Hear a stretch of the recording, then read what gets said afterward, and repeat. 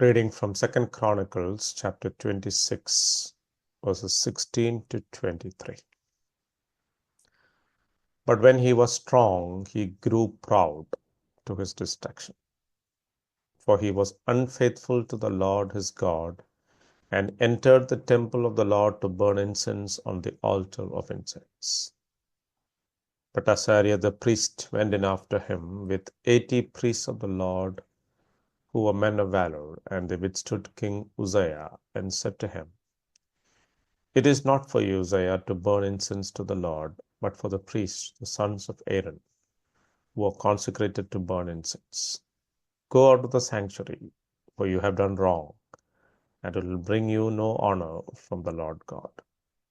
Then Uzziah was angry. Now he had a censer in his hand to burn incense, and when he became angry with the priests, leprosy broke out on his forehead in the presence of the priests in the house of the Lord by the altar of incense. And Azariah the chief priest and all the priests looked at him, and behold, he was leprous in his forehead. And they rushed him out quickly, and he himself hurried to go out, because the Lord had struck him. And King Uzziah was a leper to the day of his death, and being a leper, lived in a separate house, for he was excluded from the house of the Lord. And Jotham, his son, was over the king's household, governing the people of the land. Now the rest of the acts of Uzziah, from first to last, Isaiah the prophet, the son of Amos, wrote. And Uzziah slept with his fathers, and they buried him with his fathers in the burial field that belonged to the kings, for they said, He is a leper. And Jotham, his son, reigned in his place. It was a bright sunny afternoon, and a group of tourists stood at the base of the volcanic Mount St. Helens, admiring its majestic beauty. Their guide spoke passionately about the history of the mountain, but his tone grew somber as he recounted the events of May 18, 1980. Despite weeks of warning signs, earthquakes, steam eruptions, and growing bulges on the volcano's northern flank, many locals refused to leave.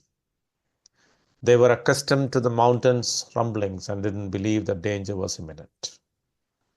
But when the eruption came, it was catastrophic. The northern face of the mountain collapsed in a massive landslide, followed by a powerful lateral blast that flattened everything in its path. 57 people lost their lives, including some who had ignored evacuation warnings. Warnings are meant to protect us. They are signs of care and concern, urging us to take action before it's too late. Yet, they are all too often ignored. We assume that trouble is far away or that we are somehow immune. Let the tragedy of Mount St. Helens remind us that they can make the difference between life and death. A close parallel is seen in the story of King Uzziah, a man who began his reign in faith and obedience, but fell because he failed to heed the warnings given to him. Uzziah was the 10th king of Judah, ascending to the throne at the young age of 16. Imagine the weight of responsibility on such young shoulders, leading a nation, making decisions that affected countless lives, and rebuilding a kingdom shaken by his father Amaziah's downfall. Yet, Uzziah rose to the challenge with remarkable faith and diligence.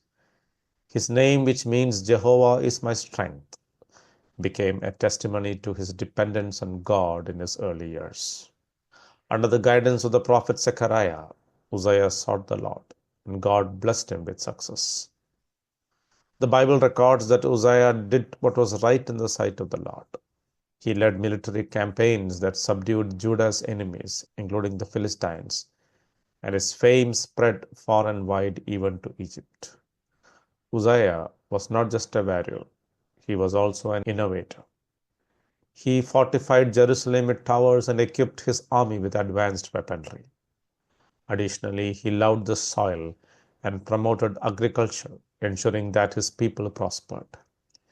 His leadership brought peace and prosperity to Judah, and he became one of its most powerful and respected kings. But success is a double-edged sword. It can either humble us as we recognize God's hand at work, or it can puff us up with pride.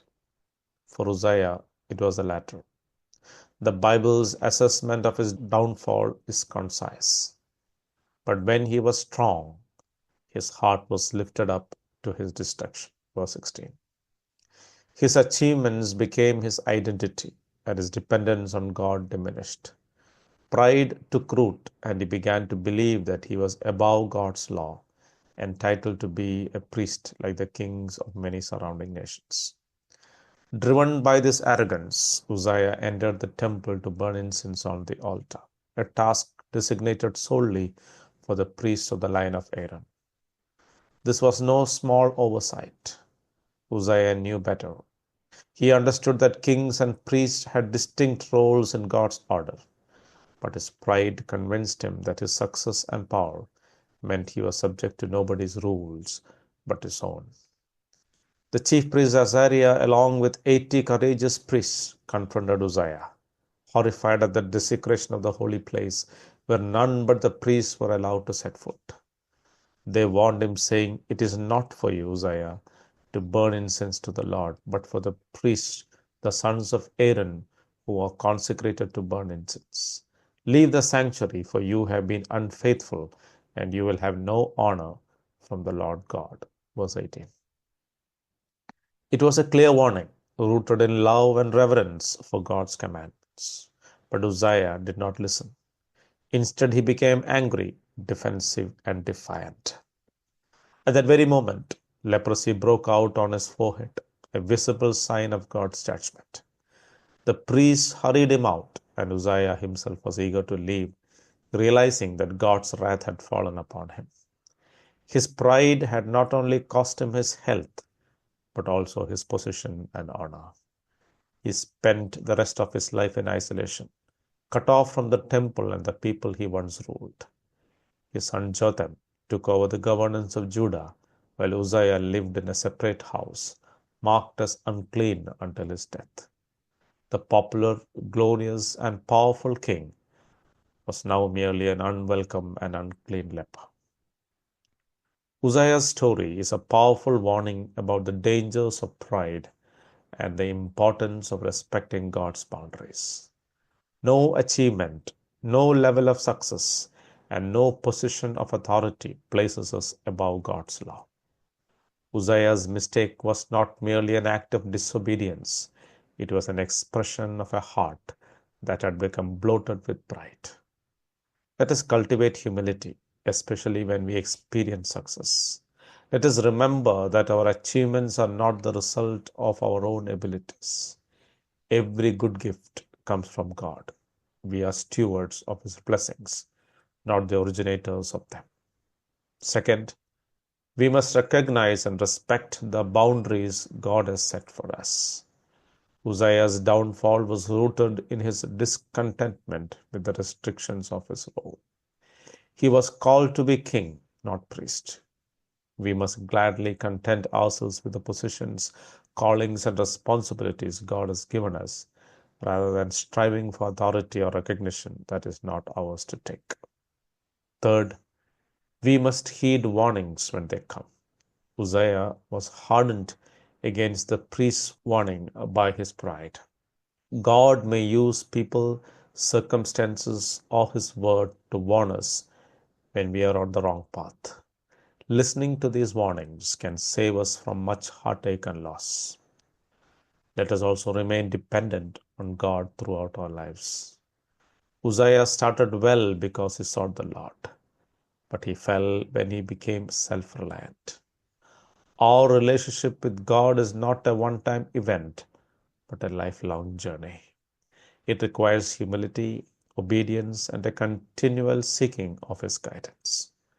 Uzziah demonstrates the incredible potential of a life committed to God, but also the devastating consequences of pride and disobedience. Let us learn from his example. heeding the warnings of God and walking humbly in our God given roles. James chapter 4, verse 6.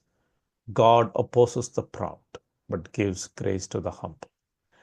May we live each day in humility, depending on God's strength rather than our own, and always attentive to his warnings. God bless.